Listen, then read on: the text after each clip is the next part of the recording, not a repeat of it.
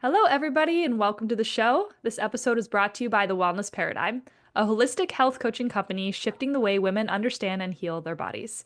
Through bioenergetic testing, functional lab testing, and functional nutrition, we uncover what traditional approaches often overlook so you can stop guessing, start healing, and finally feel like yourself again. No more one size fits all approaches, just real answers, deep rooted healing, and the clarity and confidence you deserve to feel incredible. It's time to shift the paradigm of women's health. Now, on to our show. Hello, Paula. Thank you so much for joining Oh, all the way from Lithuania. hi, Shannon. Thank you for having me. Yes, I'm so excited for this conversation. Paula is a burnout expert for ADHD, autistic, and highly sensitive people.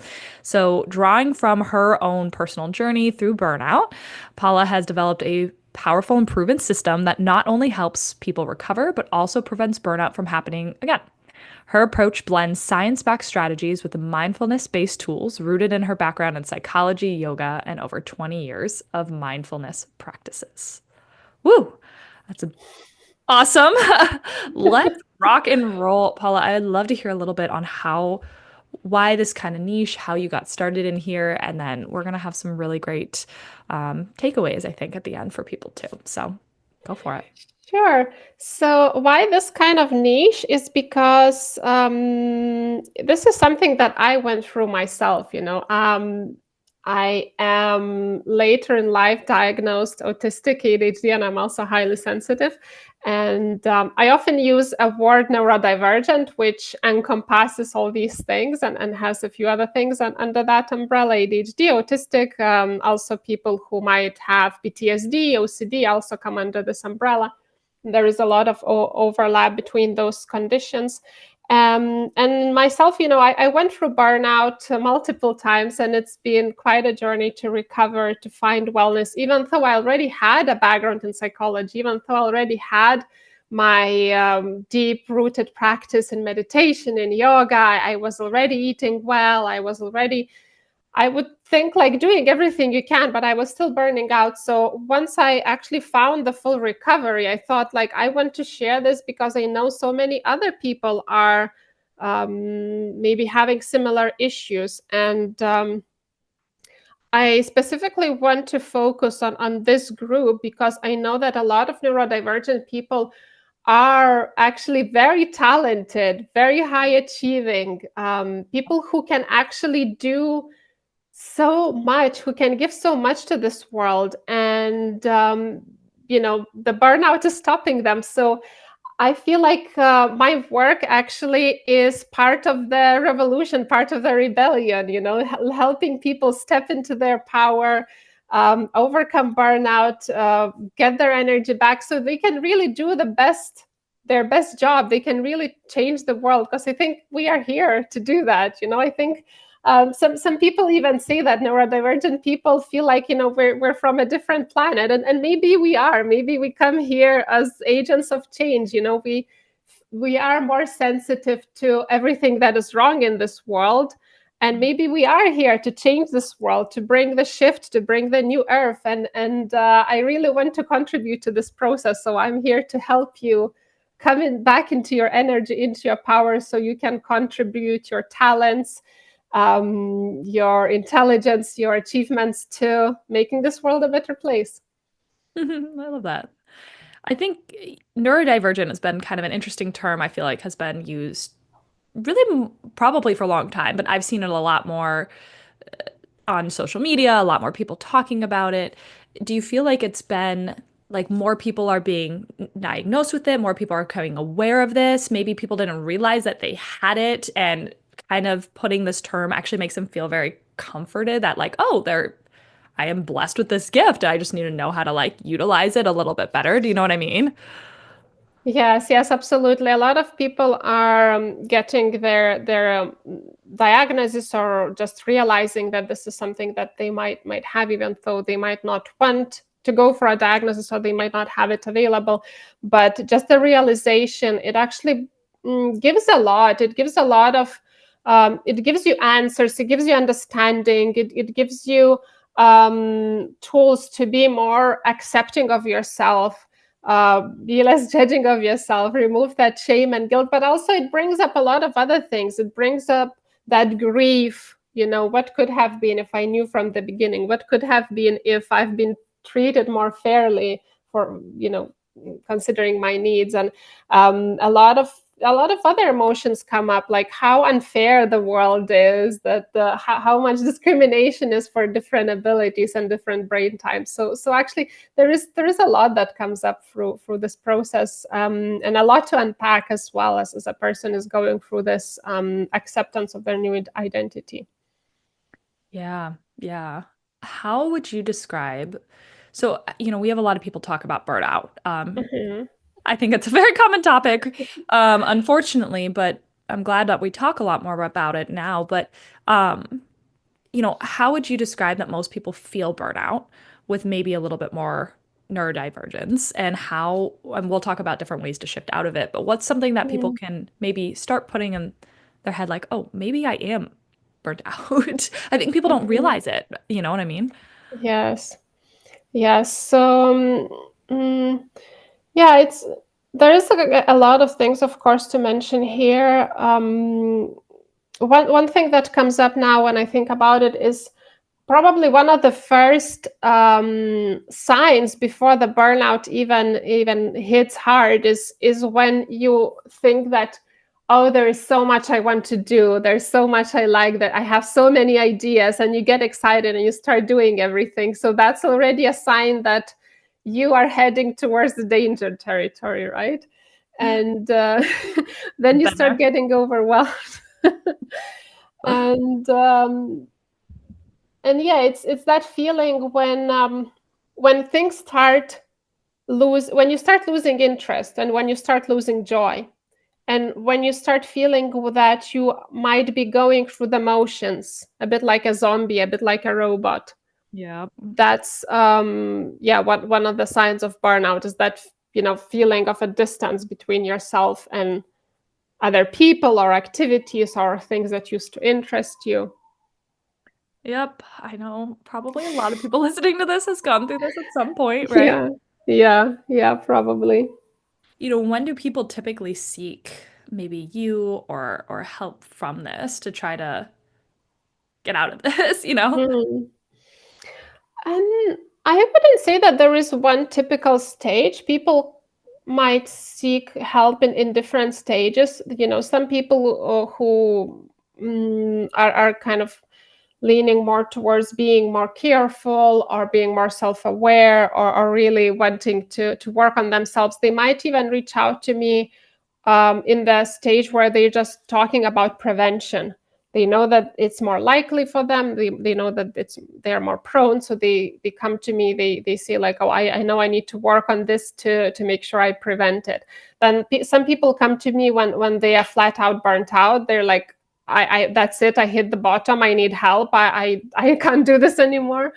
And then there are people who come to me a bit after, who start feeling better, start getting more energy back, but they know that rest is not enough, that there is more to it. They want more help with recovery. They want more help to rebuilding life, because they know they can't go back to the way the life used to be, because that made them burn out. But they don't know how exactly to build back the life that would work for them. So then again, so these are like three different stages, I would say, like prevention, um, treatment, and kind of post burnout rebuilding stage.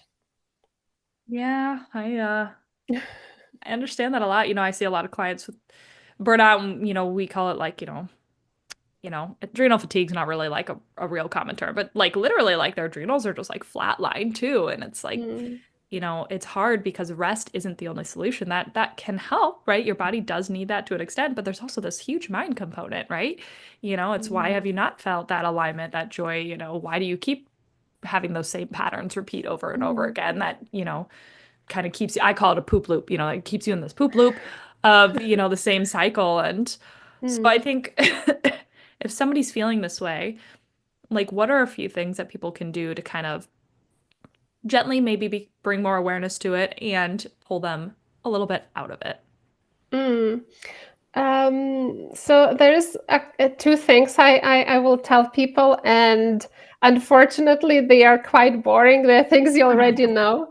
But we need to start with the basics, right? We can't build the house without the foundation. So the first thing is you need to look at your gaps in your self-care. Yeah.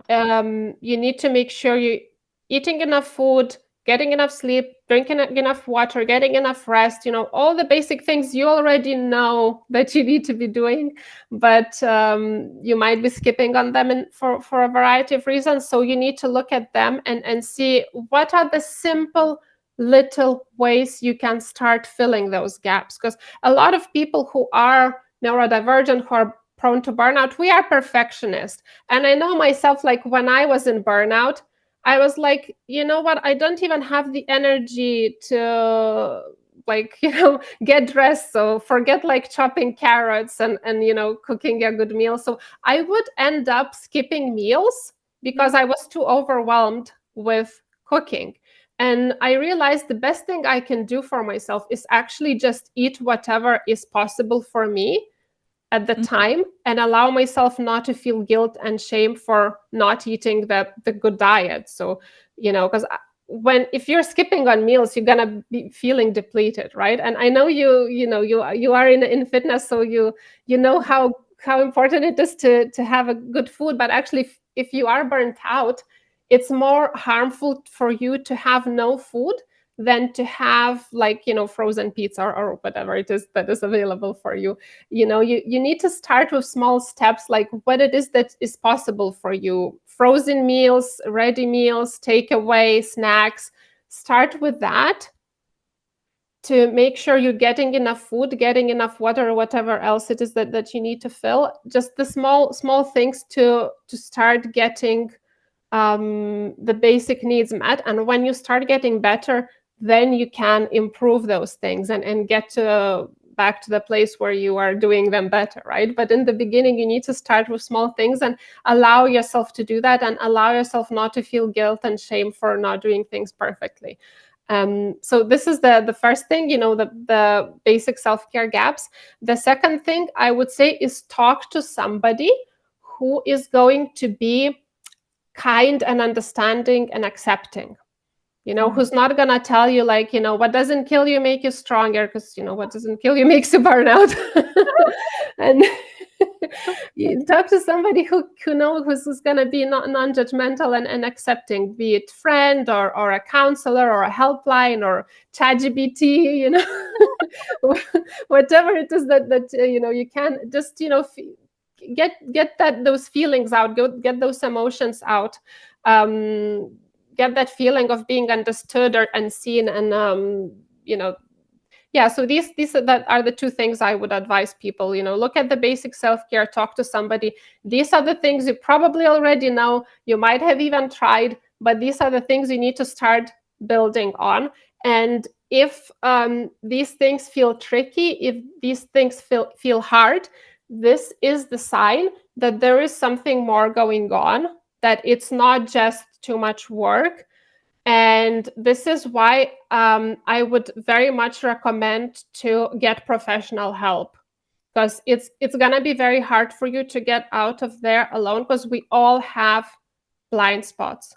So if these things are feeling hard for you, this is a sign that there are blind spots and you need to get some professional help. Yeah, I think that's important. And, I think sometimes when people think of burnout or anything really, it's like they want to overcomplicate it a ton. And sure, there are nuances, but it's like you have to do the basics first. Um, what something I often see with many clients, right, is if they're recovering from this, it's, nutrition, obviously, movement, sunlight, all the basics are really important. But can you talk a little bit about maybe nervous system retraining and a little bit on kind of how that might look and how that might look different if somebody maybe Mm. has more neurodivergent tendencies? Mm. Retraining Yeah. that, I think, is really one of the keys, right? Yes, for many people it can be.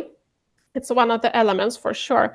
So burnout is really often caused by chronic stress, with having too much stress or too intense stress or not being able to regulate it enough, because and when we burn out, we want to come back to that place where it's just calm and peaceful, and it's all flat. But the truth is that in human life, it is very normal and healthy to go through these ups and downs. You get a bit stressed, you get a bit activated, you get a bit calm. You have to go through these ups and downs. This is normal and healthy for us.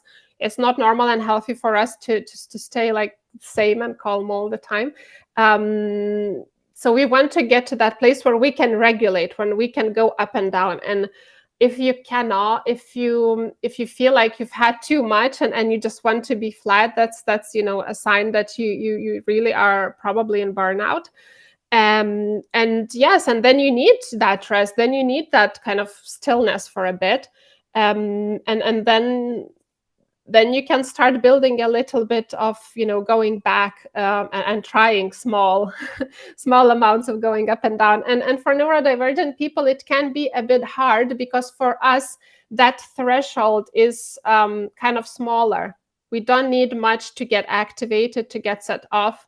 Sometimes a certain noise is enough, a certain trigger, a bright light, or people who have PTSD, CPTSD, there's all sorts of trauma triggers all around that can get us activated quite quickly, and quicker and easier than other people. So yeah, there is a lot of nervous system work that needs to be done, and it kind of, again, I hate to say this, but it's quite individual. It kind of depends on an individual person, like what are their triggers, what is their activation level. And but the one thing I'd like to say is actually to regulate yourself, to manage stress, you need to actually move it through your body. Stress and emotions need to be moved through the body in order to be regulated. And there are many ways to do it. You can do it with breath, you can do it with crying, with shouting, with dancing, with singing, stomping, shaking. There are many different ways to do it, but you need to find one that feels good to you, that works for you, that is possible to do in your circumstance, in your situation. So if you are somewhere where there's a lot of people, or you're in a work meeting, obviously you can't start like shaking or dancing. You might just need to be focusing on your breath. So you specifically on the exhale, because it is the exhale that activates the rest response, that is more regulating. So you need to make sure your exhale is longer than the inhale, and that way your parasympathetic response will be tipped off over the sympathetic response, and you will come back to the more restful state just by focusing on the exhale and making sure it's longer. It's something that is very easy and accessible for everyone to do. Yeah, I love breath work, even just like a box breath or, different counts of breathing. It's like, I like Yeah. something you can do it literally anywhere. Yeah. And you can do the whichever way is easier. If for some people, if they like counting, then you can try count 3 on the inhale, count 6 on the exhale. If you don't like counting, just focus on the exhale and make sure it's longer, so it you can really just regulate yourself with a breath that way. Yeah, I like that. People really underestimate the power of breathing. Yeah, it is physiological, it directly affects your nervous system. Yep, absolutely. I know before we chatted, you were talking a little bit about this burnout guilt cycle. Mhm. And so I'd love for you to go a little bit into what that looks like, what that is, and why like guilt specifically is kind of in that phrase. Yeah, so when we talk about burnout, there's often quite a lot of emotions that are involved there. There is sadness, there is often anger, there is guilt and shame. But guilt is the one that is, how do I put it? It's driven by a lot of things that are related to burnout. It's perfectionism, it's people pleasing, it's survival. So it's kind of a whole cocktail. when you are perfectionist, you're gonna feel guilty if you don't do it the perfect way. So you go and do it the perfect way and do a lot of overtime. And when a lot of people who are neurodivergent, they have been conditioned to be like more in the people pleasing mode or masking. So again, always try to be the reliable one, be the helper, one who never says no, one who kind of is comfortable for everyone. So again, it's you're gonna do more than you need to, and you're gonna burn out. Or also all sorts of survival things, especially for women, neurodivergent people, and many vulnerable groups like immigrants and etc. Who feel like they need to do more to prove themselves to survive. Again, you're gonna start thinking that, okay, I need to do more. We all learned early that our worth is tied to output and performance. So again, there is guilt. So yeah, it's kind of that cycle of already feeling not enough and doing more, and already being overdrawn, but feeling guilty that it's still not enough. So yeah, it's trying to set boundaries, but then feeling that maybe it's gonna get me in trouble. So then you still overdo it. The story. Yeah, I bet, like, what are the most common scenarios you'd probably see? With the guilt. Yeah, with like the burnout guilt kind of cycle. Mm, okay. So it's when a person is trying to do more at work because they feel that they're not enough, or their worth is tied to their title and their identity is tied to their title. So they try to overcompensate it by doing more at work, doing overtime, doing more tasks, doing other people's tasks. So, they do more at work, they come home already exhausted from the day. And then, there is family, maybe partner, maybe children, there may be friends, maybe neighbors. And again, they want to make sure everyone's happy, everyone likes them, so they start like doing favors to other people that they don't necessarily need to be doing. um, they feel guilty for other people's mistakes or failures in life, so then they might start doing things to help other people. And then they feel guilty because it's not necessarily giving the outcome they want. They feel guilty that they haven't taken care of themselves. They feel guilty that they work too much, and then they can't give time to their family. But then if they give time to their family, then they feel guilty that they haven't given enough time for work. So yeah, it's all going in circle, really, like that. Yes, I'm sure many people can relate. Hmm. Is there anything we haven't talked about that you feel like is really helpful for helping people really truly break the cycle long term? Yes. So one of the important steps is kind of radical honesty. Hmm. Just be super honest with yourself, and just recognize and accept that.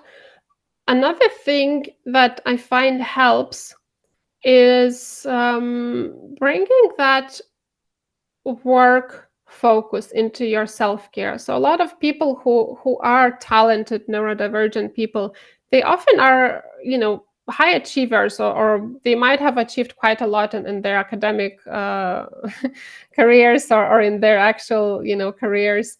And they kind of know that to achieve something, to get some results, you need to pick a focus area, right? If you're going to have 10 different projects at work, none of them is going to be completed well enough. So you need to pick one project. So the same with self-care. I would say do the same with self-care. Understand that you need to pick one focus area that you want to be working on, and then you make a boundary with yourself that you're not going to feel guilt or shame that other areas are not going to be getting the same attention or the same results. So if you are burnt out, this focus area I would suggest would be, self-care and your health and wellness. And make sure you put everything in place to put all your perfectionism into that area to take care of your health the best way you can, and then accept and understand that other things are going to take the back seat for now.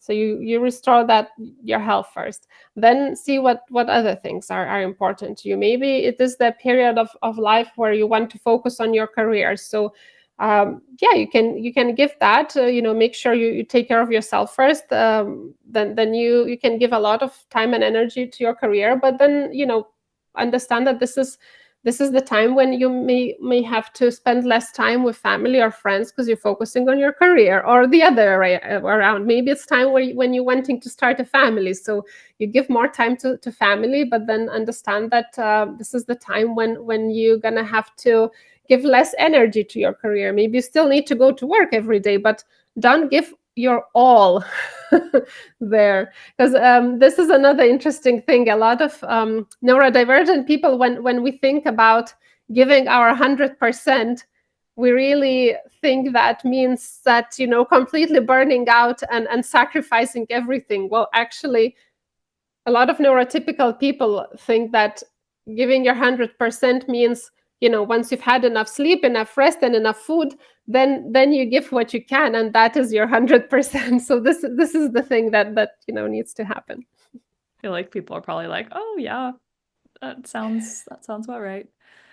If somebody is maybe going through, maybe not feeling their best, maybe headed towards burnout, maybe just somebody that wants to connect with themselves a little bit deeper, maybe they're not even it's totally burnout. What sort of pieces of advice would you tell them if they're kind of just getting started? Again, that's very individual, as cliche as it sounds, but Yeah. I would say, if you're just getting started, if it's not very very bad, you probably are meeting the basic self-care needs. Um, then see if you have enough joy and connection and pleasure in your life, whatever that might look like for you. Is it hobbies? Is it friendships? Is it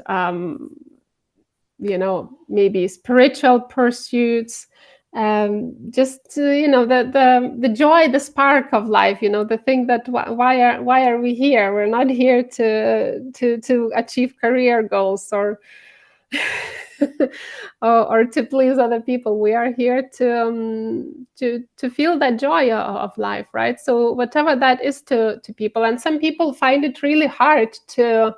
I know a lot of my clients, for them, it can be a true challenge and something we need to actively work on to find that joy and that spark. What is really that brings me joy? Some people are so used to like just doing career and work or family that actually they've forgotten what actually gives me joy. Like if I had a week free, I wouldn't even know what I would do with it, right? I would love that, but I would have no idea. So this is maybe a sign to as well reconnect with your inner child, reconnect with your inner self, and see what it is that brings you joy. And sometimes you need to really work with it. Sometimes it is an actual quite hard task, and you might need help with that. But one of the ways to do that is try to remember what you did when you were a child, especially between 5, 7, 12 years old. That time, when what brought you joy? Was it jigsaw puzzles? Was it Lego? Was it coloring in? Quite often it's if you just try to bring back those things, it's a good starting place. And if you don't remember, you can ask your parents, your siblings.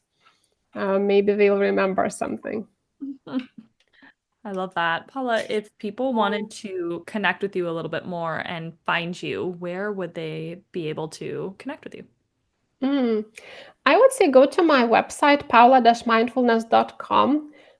There is a freebie section where you can get some free resources, explore a few things I have created, see how it resonates, and there is another section, work with me, where you can see how I can help you. If you need help, I very much recommend getting in touch with me. maybe Instagram, or Instagram is at paula.mindfulness, or Facebook Paula Liub. Just message me. Let's talk. I'll try to point you in the right direction, help you select a resource that would be most helpful for you. Or you can just, again, follow me on social media. I share a lot of things there that might be useful for you. I love that. Definitely go check her out. Love that you have all those resources on your website. And I wanted to thank you for coming on the show. I know the time zones are a little different over there. So thank you so much. And thank you guys for listening. If this was really helpful, I'd love to hear it. Go send me a DM, send Paula a DM. We'd love to hear some feedback and can't wait till we record another one. See you guys on the next show. Thank you. See you soon.